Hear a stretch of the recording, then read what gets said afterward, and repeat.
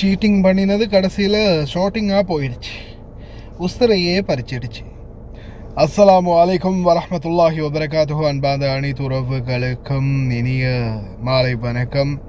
இதோ ஒரு முக்கியமான செய்தி. நேற்றைய தினம் அதிகாரிகள் சுற்றி வளைத்து ஜஹரா பகுதிகளில் முக்கியமான குற்றவாளியை கைது பண்ணியிருக்கிறாங்க. இது ஒரு பக்கம்னா, இன்னொரு பக்கம் நோ ஒன் அபவ் த லா, எந்த ஒருவரும் சட்டத்திலிருந்து தப்பிக்க முடியாது அப்படின்ற மாதிரி டைரெக்டாகவே இன்வால்வ் ஆகிறாங்க குவைத்துடைய அதிகாரிகள். எந்த ஒரு தவறு நடந்தாலும் அதிரடியாக அதை கண்டுபிடிச்சு கைது செய்கிறதுக்கான நடவடிக்கைகளை துரிதப்படுத்துவோம் அப்படின்னு தெரிவிச்சிருக்கிறாங்க. ஜஹரா பகுதிகளில் பார்த்திங்கன்னா எத்தியோப்பிய பெண் ஒருவரை கொலை செய்த தன்னுடைய மனைவியை கொலை செய்த கணவர் கைது செய்யப்பட்டிருக்கிறார். இதில் இன்னொரு திடுக்கிடும் தகவல் என்னென்னா, இதில் அந்த மோட்டிவ் ஆஃப் த கிரைம் அப்படின்ற அந்த துணியில் அதை பற்றி விசாரிக்கும் போது மனைவியினுடைய சில தவறுகள் தான் இதுக்கு காரணம் அப்படின்ற மாதிரி கொலை குற்றவாளியான கணவர் தெரிவிச்சிருக்கிறார். தவறான உறவு காரணமாகத்தான் இந்த மாதிரியான ஒரு நிலைமைக்கு நான் வர வேண்டிய சூழல் ஆகிட்டு அப்படின்னு. சரி, இப்போ பாருங்க, இவரை பார்த்தீங்களா? நல்லா பார்த்துக்கோங்க. இவரை எப்படி இருக்கார் ஆள்? இவர் தான். இவர் என்ன அவங்களுக்கு நம்ப முடியுதா? இந்த நபர்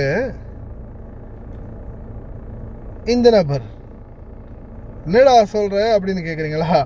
ஆமாங்க, இவர் தான் இப்போ ரீசெண்டாக குவைத் ஜெயிலிருந்து தப்பி ஓடிய நபர், போலீஸுடைய கஸ்டடியிலேருந்து தப்பி ஓடிய நபர். சரியா?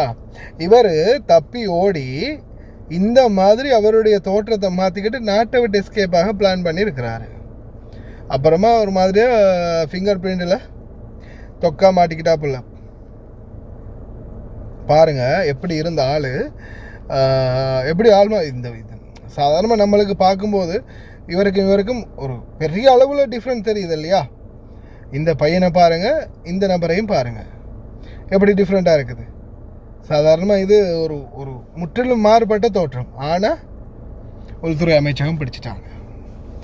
இந்த மாதிரி இந்த நாட்டை பொறுத்தவரையில் சட்டத்துக்கு புறம்பான எந்த ஒரு செயல்லையும் யாரும் ஈடுபட முடியாது. பக்கா சோதனை என்றது எந்த அளவில் இருக்குன்னா, நான் ஒரு வீடியோ ஒன்று போடுறேன் பாருங்கள். அனைத்து பகுதிகள்லையுமே இப்போ சோதனைகளை தீவிரப்படுத்தியிருக்கிறாங்க. அதே மாதிரி தான் ரோட்டால் போகிற வாகனங்களையும் சும்மா நார்மலான வண்டியில் கூட கண்காணிக்க ஆரம்பிச்சிருக்காங்க. இப்போ அந்தளவு மோசமான நிலைமை இருக்குது.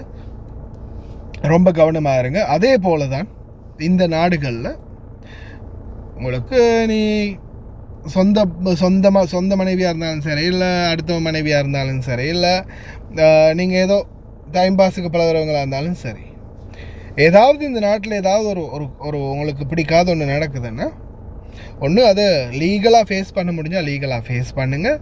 இல்லையா, லீகலான ஆளே இல்லையா, விட்டு உதறி தள்ளிட்டு ஓரமாக ஒதுங்கிடுங்க.